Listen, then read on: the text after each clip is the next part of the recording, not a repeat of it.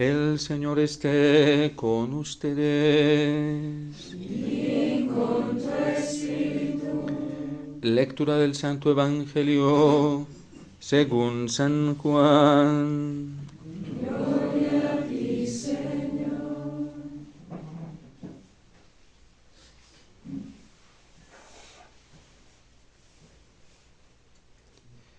Este fue el testimonio de Juan cuando los judíos enviaron desde Jerusalén sacerdotes y levitas a Juan que le preguntaran: ¿tú quién eres?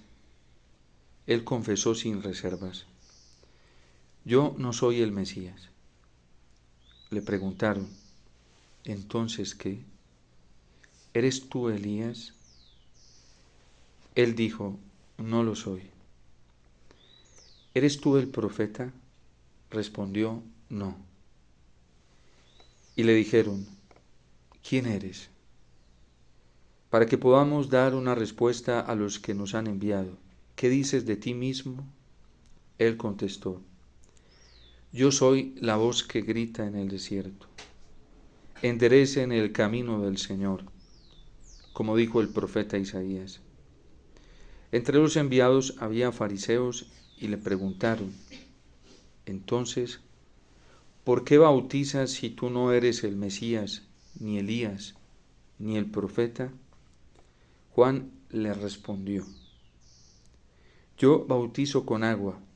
En medio de vosotros hay uno que no conocéis, el que viene detrás de mí, que existía antes que yo, y al que no soy digno de desatar la correa de su sandalia. Esto pasaba en Betania, en la otra orilla del Jordán, donde estaba Juan bautizando. Palabra del Señor. Gloria a ti, Señor Jesús.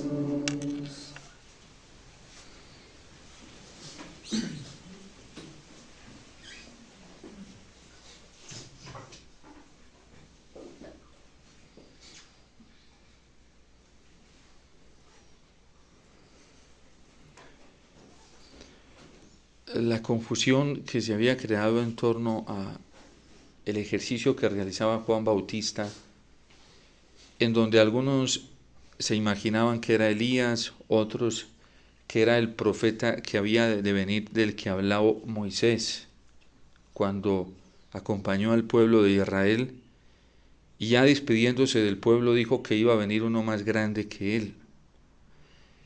La confusión que se daba si era Cristo, si era el Mesías, porque no era tan fácil encontrar como el punto clave y claro para reconocer al Señor en aquel momento, porque para poder reconocerlo se necesitaba el elemento fundamental, sobrenatural de la fe, esa fe que arraiga en la sencillez de los corazones, en la pequeñez de los corazones. La confusión se disipa con la claridad que tiene Juan el Bautista. Ni Elías, ni el profeta, ni el Cristo. ¿Quién eres entonces? ¿Qué dices de ti mismo? ¿Cuál es tu misión? ¿Cuál es tu tarea? ¿Cuál es tu alineación carismática, por decirlo así? Yo soy la voz que clama en el desierto.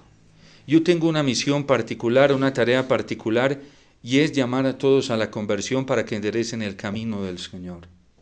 No tengo otra misión, ni suplantar al Cristo, ni suplantar otro personaje, otra misión dentro de la historia de la salvación. La única que Dios me ha encomendado, la única que Dios me ha dado, y esa es mi tarea. Allanen el camino del Señor, enderecen el camino del Señor, corrijan el camino porque Él se acerca y necesita encontrarlo allanado, necesita encontrarlo limpio, necesita encontrarlo barrido para que pueda entrar y se pueda manifestar y también puedan contemplar la maravilla del Señor. Esa es la tarea de Juan. Este evangelio es muy hermoso porque manifiesta la identidad clara que tiene Juan sobre sí mismo. Quien conoce en la iglesia quién es quien sabe de dónde viene y quien sabe para dónde va, no crea confusión, ni tiene confusión. Tiene las cosas muy claras y sabe determinarse con mucha eficacia y prontitud hacia dónde debe orientar su vida. Y es lo que hace Juan. Y por eso, aunque no va entendiendo muchas cosas, sí las va comprendiendo con un sentido sobrenatural de la fe en su corazón. ¿Por qué se retira al desierto a vivir una vida de penitencia, de soledad, de vida interior, de recogimiento? Porque la misión que ha recibido, el carisma que ha recibido, el don que ha recibido lo supera. Y es apenas normal que el don que viene de parte de Dios supere al sujeto que lo ha recibido y sea mucho más grande que el sujeto. Y por eso el sujeto, que es Juan el Bautista, tiene que retirarse a la oración, tiene que retirarse a la penitencia, tiene que alejarse de todo lo que le cree confusión para poder reconocer con claridad qué es lo que quiere Dios de él, para qué lo necesita, cuál es su función. Todo esto, esta claridad tan grande que tiene Juan en medio de la confusión que se vive en el contexto religioso, social y político del momento, le ha venido de un esfuerzo, de un trabajo profundo que él ha hecho, de una vida de oración, de una vida de recogimiento, de una vida de penitencia, de una vida que, como decía la oración colecta, o más bien le pedía a la iglesia hoy, a través de la oración colecta al Señor, busca la verdad.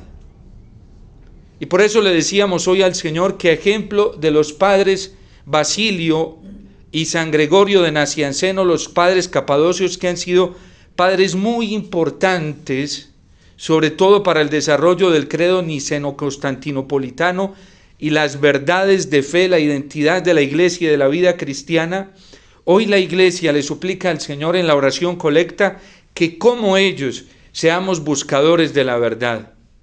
Que como Juan el Bautista seamos buscadores de la verdad, pero que sepamos buscar esa verdad.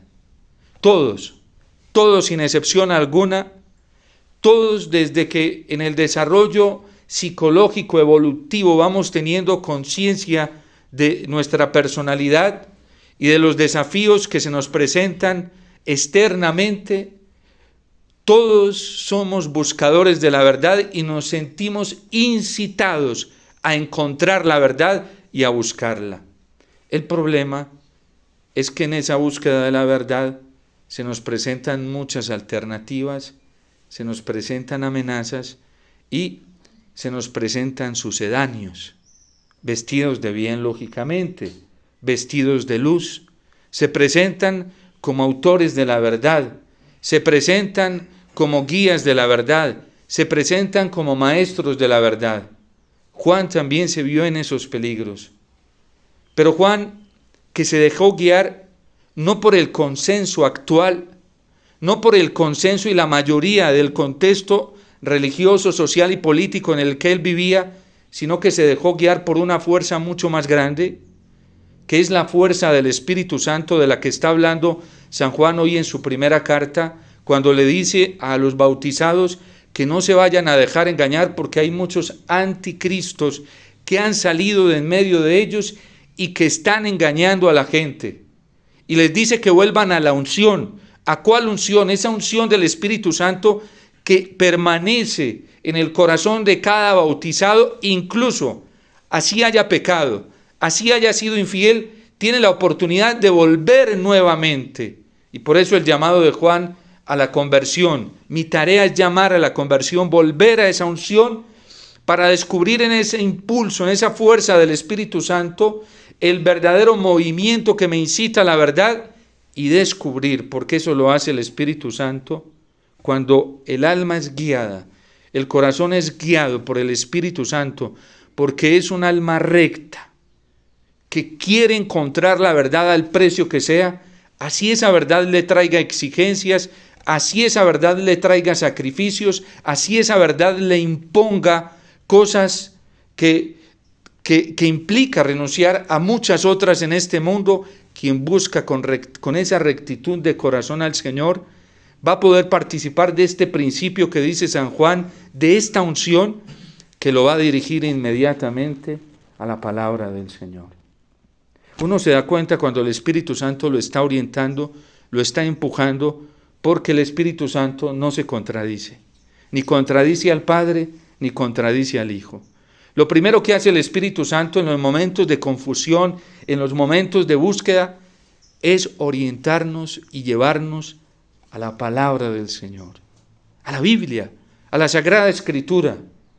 Y ahí nos vamos dando cuenta dónde están esos engaños, dónde están esas apariencias y dónde están esos anticristos.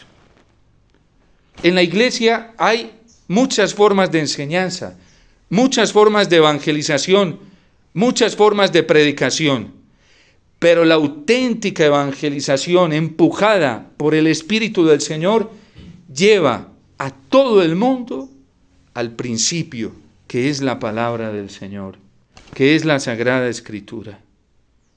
Y ahí no va a haber pérdida. Hoy el salmista, con mucha alegría, canta las maravillas del Señor, porque quien busca al Señor con rectitud de corazón, lo encuentra.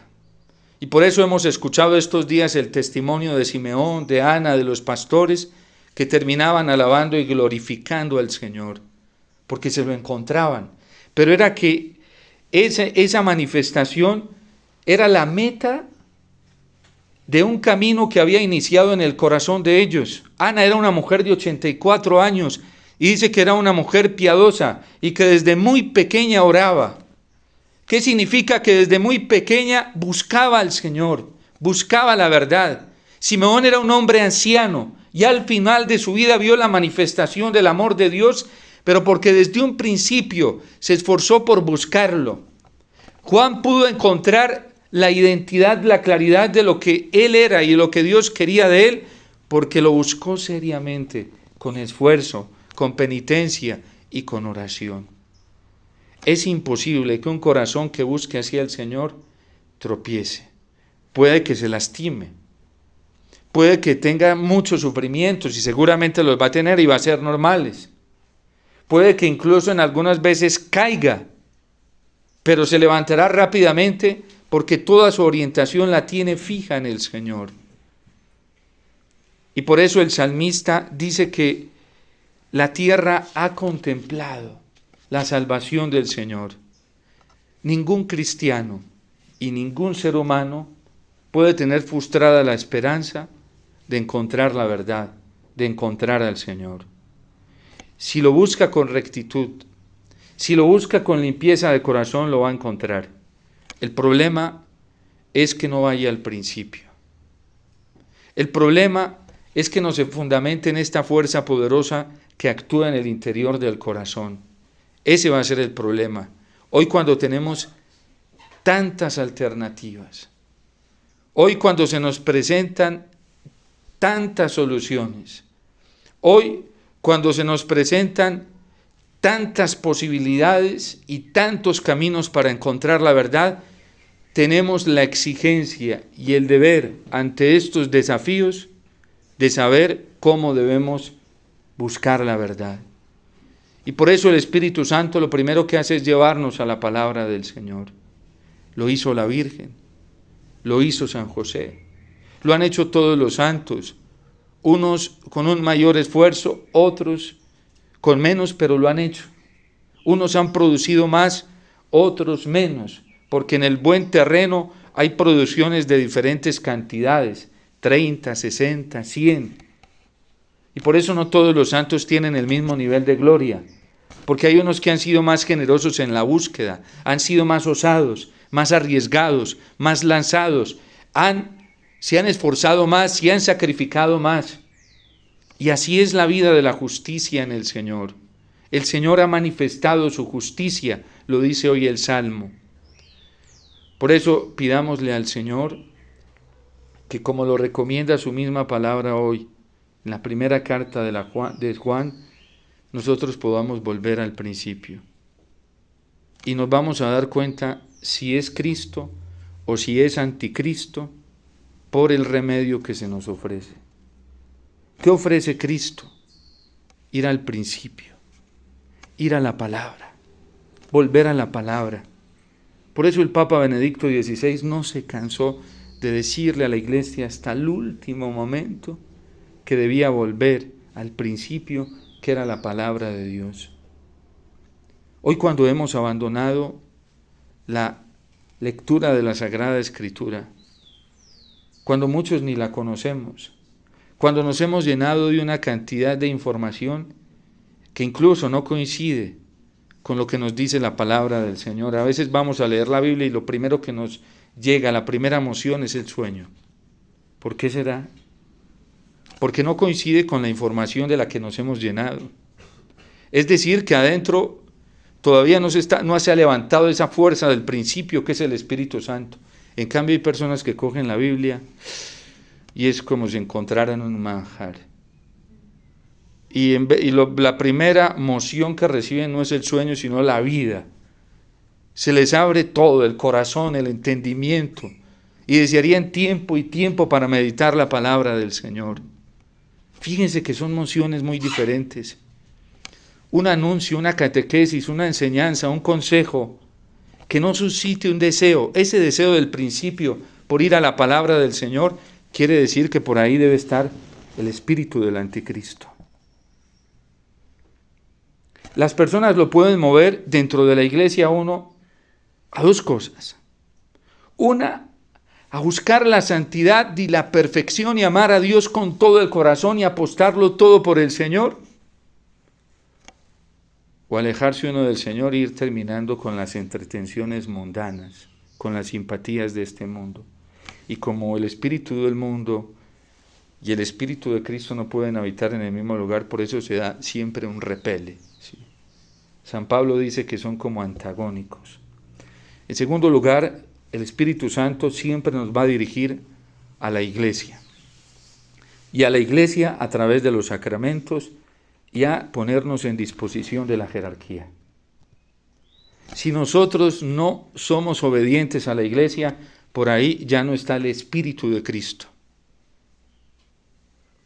Nosotros recibimos todos dones, carismas. Un carisma y un don que no sea dócil a la iglesia es un don y un carisma que no está siendo movido por el Espíritu de Cristo, sino del anticristo. Y hoy hay muchos de esos. Y por eso tenemos que poner cuidado, porque todas las direcciones de un carisma tienen que conducir a la vida sacramental, a la dependencia de la vida sacramental, porque nadie más en este mundo nos ofrece los sacramentos que la iglesia. Y los sacramentos nos vienen a través de la jerarquía. Sin la jerarquía no hay sacramentos, porque así lo instituyó el Señor.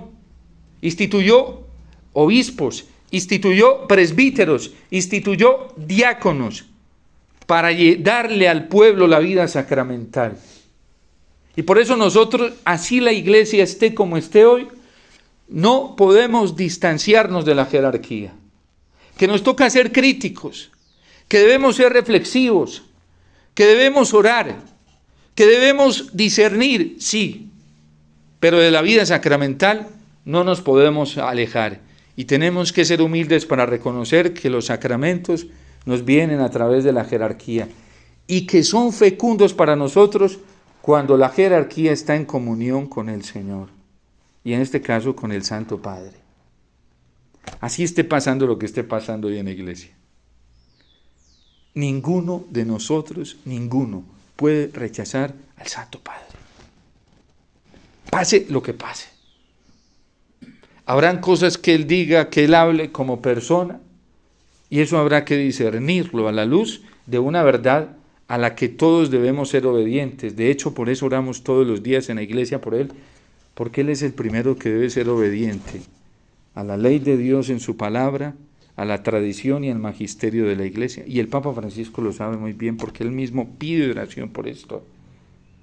Y Él ha pedido humildemente que recemos por Él, porque Él quiere escuchar al Espíritu Santo. Y la presión que tiene el Santo Padre hoy es muy fuerte. Y es tarea de nosotros como iglesia orar por Él, porque es verdad que es susceptible al error. Y es un deber de nosotros como miembros de la iglesia tener compasión de Él y orar por Él, y hacer penitencias y sacrificios por Él.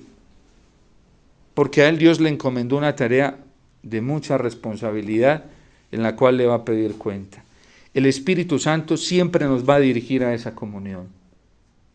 Y por eso cuídense mucho de espíritus anticristianos que van alejando de la jerarquía.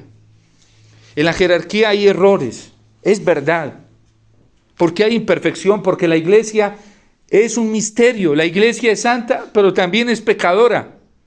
Y todos los que somos miembros de la iglesia cargamos imperfección, desde el Papa hasta el último bautizado. Y esa es una realidad.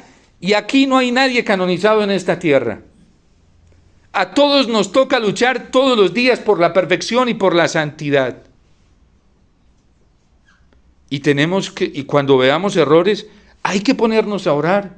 Si vemos errores en un sacerdote, si vemos faltas en un diácono, en un consagrado, hay que orar. Y es verdad que hoy hay muchos que están errados y que están confundidos y están confundiendo a la gente dentro de la jerarquía, la vida consagrada, incluso dentro de los mismos laicos, bautizados católicos, que manipulan conciencias, que se arrastran tras de sus errores a muchas ovejas y que las van separando de la dimensión eclesial, de la parroquia, de la jerarquía, del Santo Padre, de los obispos, y no podemos hacer eso. Si vemos un sacerdote en un error, ¿qué hay que hacer? Orar por él, hacer penitencia y también acercarnos con una corrección caritativa, no ofensiva, caritativa, ayudarle, porque todos somos miembros de un mismo cuerpo y tenemos que ser solidarios los unos con los otros. Y esa es parte de la vida cristiana. Pidámosle al Señor que nos dé la gracia de volver al principio, a esa unción del Espíritu Santo, para que Él nos vaya orientando siempre a la palabra del Señor, nos oriente hacia la vida sacramental, nos oriente hacia la iglesia. Nosotros sin la iglesia no podemos. Nos morimos y el diablo nos vuelve nada. Y es mejor obedecerle a la iglesia. Los santos nos han dado un testimonio de eso. Un día el Padre Pío, la iglesia le dijo, incluso hasta fue un juicio injusto. Le dijo, no puedes seguir en esto, y lo encerró 8, 9 años y él obedeció. No se rebeló para nada, ni comenzó a decir, es que me están acabando. No, nada, calladito, fue y se retiró y le obedeció a la iglesia. Y él dice que fueron los años más fecundos de su vida. Hoy hay ciertos ambientes, movimientos, grupos dentro de la iglesia que se van separando de la jerarquía y se hacen las víctimas. Y eso no es cierto. Miren a los santos para que vean. Lo tomaron como un medio de purificación porque una persona humilde dice, no, pues si la iglesia habló, hay que obedecer. A San Luis María Griñón de Montfort le quitaron las credenciales, facultades para predicar, celebrar y confesar varias veces. Y obedecía. Nunca cayó en la verdad, pero obedecía. Siempre obedeció. Y en eso nosotros debemos ser ejemplares porque eso hace el Espíritu de Cristo. El anticristo dice, no, hay que estar aquí. Hay que tomar otra posición. Ciertas posiciones de rebeldía, espíritus de rebeldía, resistencia a la verdad. Que no nos dejemos engañar como nos lo dice la palabra del Señor y que nosotros estemos siempre en función del Espíritu Santo. Dios te salve María, llena eres de gracia, el Señor es contigo. Bendita tú eres entre todas las mujeres y bendito es el fruto de tu vientre, Jesús. Santa María,